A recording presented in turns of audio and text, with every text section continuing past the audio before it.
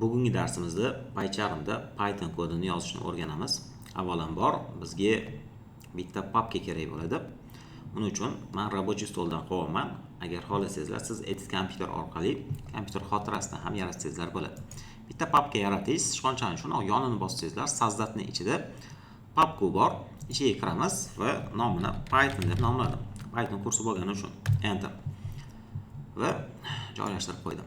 Buni ham ichiga kiramizda yana bitta papka yaratamiz. Bu darsimiz uchun papka bo'ladi. Sazdat papku. Nomi misol uchun dars 1 bo'la qolsin, birinchi dars.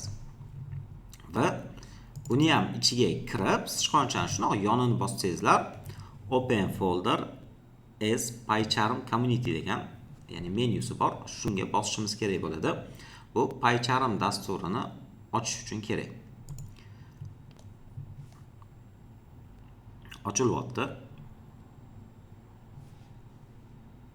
Mana ochildi. Odatda ko'pchilikda, ya'ni bitta oyna chiqadi, Trust Project, yana Cancel Project, adashmasam shu oyna chiqadi. Sizlar Trust Projectni bosib olishingiz kerak bo'ladi. Hozir menda ochildi. Va yana bitta narsaga ahamiyat berish kerak. Ko'pchilikda ochilganda o'zi avtomatik fayl ham yaratib beradi, main.py va uning ichida ozgina kodlar bo'ladi. Uni o'chirib olishingiz kerak bo'ladi. Va noldan yaratishni o'rgatyapman. Bitta Python fayl yaratishimiz kerak bo'ladi. Sichqonchani yonini bosib, new Python fayliga kiramiz. Nomini istalgan nom qo'ysangiz bo'ladi. Misol uchun main deb qo'ydim. Enter. Mana main.py yaratildi. Sizlarda ham mana bu joyda bir nechta qator kodlari o'zi avtomatik turgan bo'ladi. Shuni belgilab udalit qo'ysangizlar bo'ldi. Va configure Python interpretator agar kompyuteringizda chiqsa, odatda chiqmaydi bu narsa. Bu narsa keyingi bloklarimizda o'rgataman, ya'ni virtual muhit degan narsa bor. Shuni to'g'rilasangiz, keyin chiqishni boshlaydi. Hozir menda chiqyapti. Sababi menda virtual muhitlar juda ham ko'p va buni to'g'rilab qo'yamiz.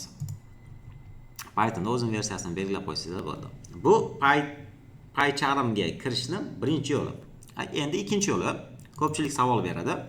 Menda mana bu narsa chiqmayapti degan narsa. Ya'ni mana bu menyusi. Buni oldingi darslarda ko'rsatib ketganman, to'g'ri ustanofga qilish jarayonini.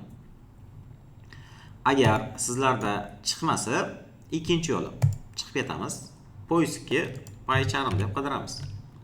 Agar shu narsa dastur sizlarda topilsa, demak PyCharm ustanofga bo'lgan yoki internetni qidirishga sizlar yuborsa, demak sizlarda PyCharm ustanofga bo'lmagan, ustanofga qilib olishingiz kerak bo'ladi. Kiramiz. Bitta joyga mana keltirib berdi. Endi aytaylik, sizga ochib berdi, lekin mana bu fayllar endi sizda yo'q. Uning uchun file, ya'ni yuqoridagi mana bu menyuni bosasiz, file, new project, ya'ni yangi proyekt bosamiz. Proyektingizni nomini qo'yasiz. Misol uchun proyekt aytaylik 5-proyekt. Istalgan nom xohlasangiz nomini o'zgartirib qo'ying. Faqat to'liq o'zgartirib yormang. Bu yo'nalishi, ya'ni lokatsiyasi. Sini ichida, usersni ichida, file life'ni ichida yaratib beraman deyapti. Buni Python project 5 bo'lib yaratib bersin.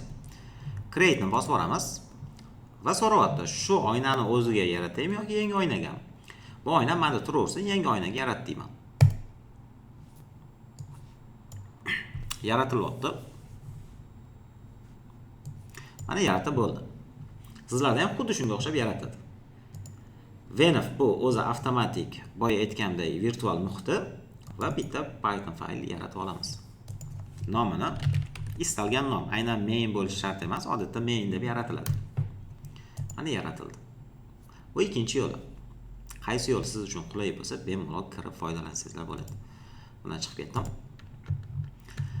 Va birinchi kodimizni yozamiz. Print degan tushuncha bor Pythonda. Hozir print ingliz tilidan ozgina xabaringiz bo'lsa, bildilaringiz nima ekanligini. Print o'zi chop qilish, chiqarish degan. Printer deydi-yu. Xuddi shu so'zdan kelib chiqqan.